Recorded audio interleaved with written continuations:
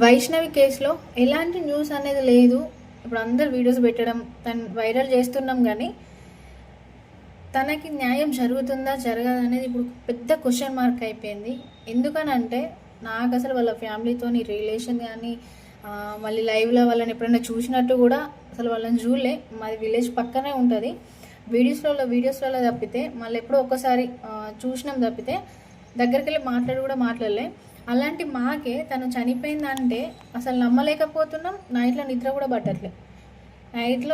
కూడా పట్టట్లేదు ఆలోచిస్తే.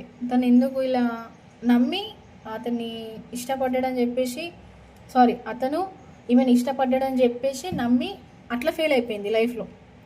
చనిపోయాక తనకి న్యాయం జరుగుతలేదు, ఇట్లా ఫెయిల్ అయిపోయింది చనిపోయినాక సుధా.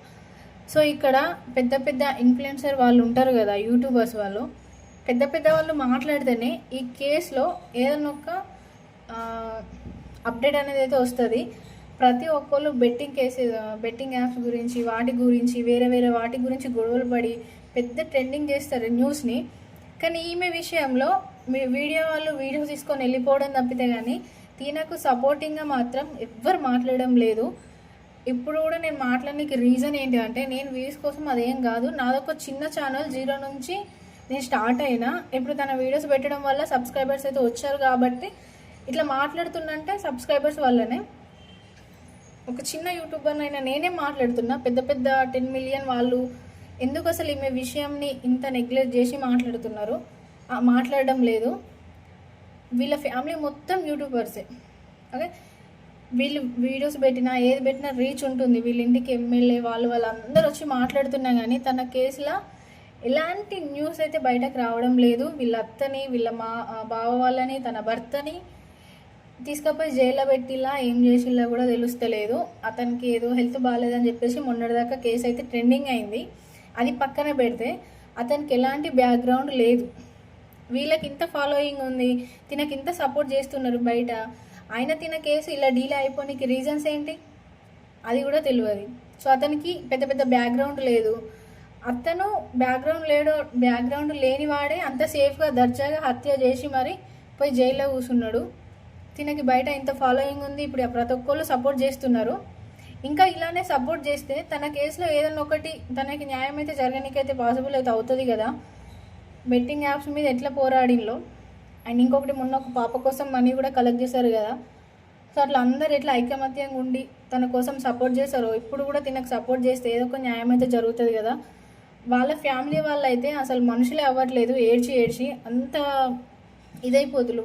వాళ్ళ విషయం పక్కన పెడితే మనలో కూడా కొంతమంది మన ఫ్యామిలీ మెంబర్స్ లాగా, మన ఇంటి పక్కన పాపలాగా, చిన్నపిల్ల కాబట్టి సో ఇప్పుడిప్పుడే లైఫ్లో ఎదుగుతుంది. మ్యారేజ్ అయినాక తను ఒక యూట్యూబ్ ఛానల్ స్టార్ట్ చేసి అవుతున్న సమయంలో ఇలా ప్రెగ్నెంట్ ఉన్న టైంలో నా కట్టుకున్న భర్తని చంపేశాడని అంటే వాళ్ళ ఇంట్లోనే, మళ్ళీ వాళ్ళ అత్తగారి ఇంట్లో కూడా కాదు. అదే మనం జీర్ణించుకోలేకపోతున్నాం.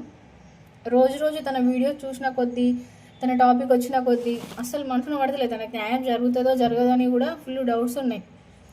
కొంతమంది యూట్యూబర్స్ తనకి హెల్ప్ఫుల్గా మాట్లాడి ఈ విషయాన్ని ఎవరు న్యాయం అయితే చేస్తారో వాళ్ళ దగ్గరికి చేరేదాకా మనం వీడియోస్ పెడితే తనకైతే 100% న్యాయం అయితే జరుగుతుంది.